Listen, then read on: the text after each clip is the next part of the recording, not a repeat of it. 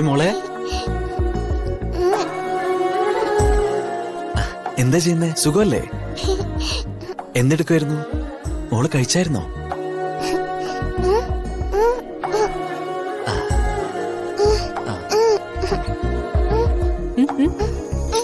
സംസാരിച്ചോ? Hello. Hi Durga, സുഖാണോ? സുഖായിരിക്കുന്നു. ഇവിടെ കിച്ചണിൽ കുറച്ച് പണിയില്ല. നിങ്ങൾ സംസാരിക്കും. നടക്കട്ടെ. ദുർഗേച്ചറി കൂടെ കിച്ചണിലാണോ? അച്ഛൻ ഓഫീസിലാ. പപ്പയെ മിസ് ചെയ്യുന്നുണ്ടോ?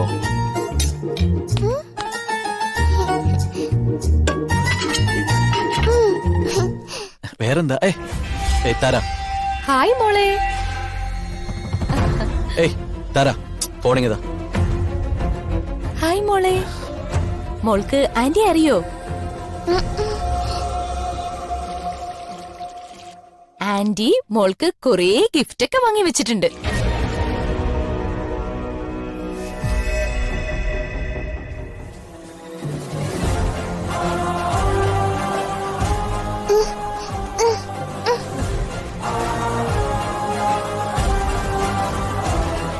എന്താ?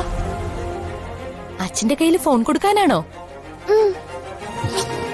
അതെന്താ? മോൾക്ക് എന്നെ ഇഷ്ടായില്ലേ?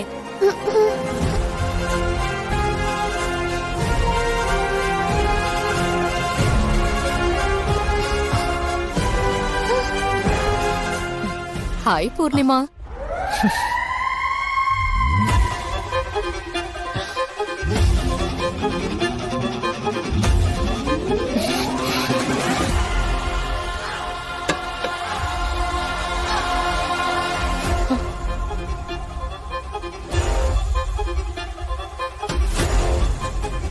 ഹായ് ദുർഗ.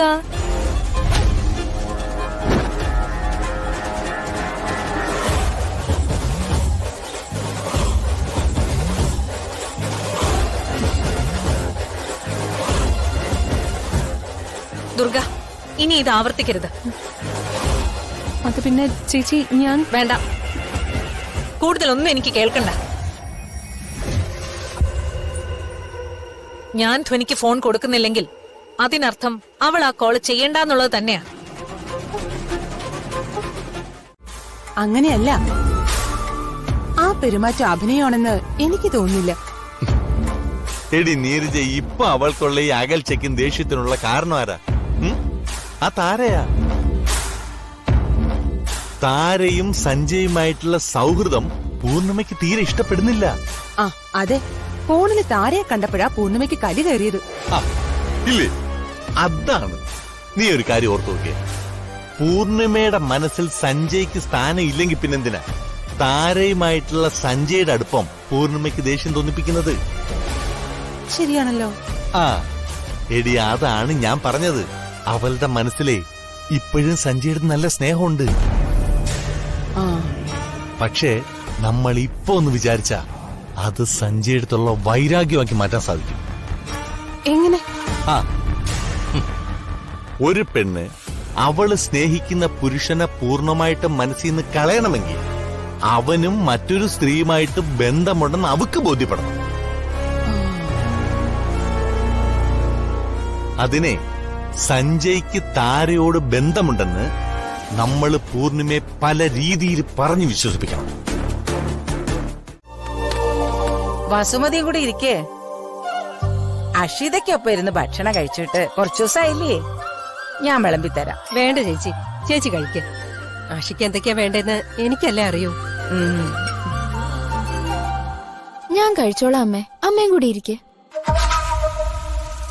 പിന്നെ അമ്മയോട് വന്നത് ജോലി ചെയ്യാനല്ലല്ലോ, അല്ലെങ്കിലും അടുക്കള കാര്യങ്ങളും മറ്റും നോക്കാനായിട്ട് ഇവിടെ ദുർഗയുണ്ടല്ലോ, അവള് ചെയ്തോളൂ.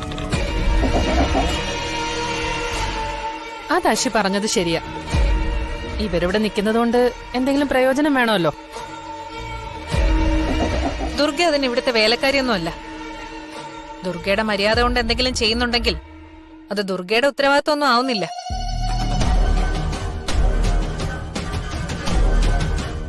ജോലി ചെയ്യുന്നതിന് എനിക്ക് മടിയൊന്നുമില്ല. ഇതും എന്റെ വീടായി തന്നെയാണ് ഞാൻ കാണുന്നത്. അങ്ങനെ വേണം മോളെ. ഏതായാലും ഇന്നത്തെ കറികൾക്കൊക്കെ വളരെ നല്ല ടേസ്റ്റ് ഉണ്ട്. അതെ, ദുർഗ വന്നതിന് ശേഷം വീട്ടിലെ ഭക്ഷണത്തിനൊക്കെ ഒരു പ്രത്യേക രുചിയാ. അതെ, ദുർഗമോള് ഭക്ഷണം ഉണ്ടാക്കുന്നത് അവളുടെ സ്നേഹം കൂടി ചേർത്തിട്ടാ അല്ലേ മോളെ? ആ, ഇതിപ്പോ ഇത്ര കാര്യമാക്കാൻ എന്താ ഇരിക്കുന്നെ? പിന്നെ ഒരു കാര്യം ശരിയാ, ഒരു പാചകക്കാരിക്ക് വേണ്ട മിനിമം രുചിയൊക്കെ ഇവളുടെ ഭക്ഷണത്തിലുണ്ട്. അങ്ങനെ പറയരുത്. ഒരാള് സ്നേഹത്തോടെ ഉണ്ടാക്കുന്ന ഭക്ഷണത്തിന് ഒരു പ്രത്യേക രുചി തന്നെ ആയിരിക്കും, അല്ലേ ദുർഗെ?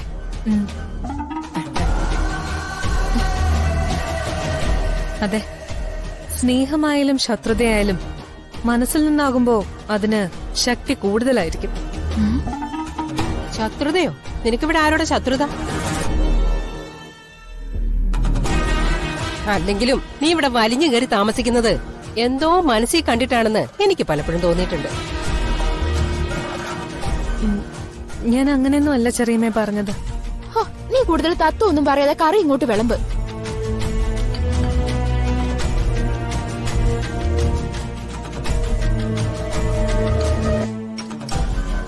മതി.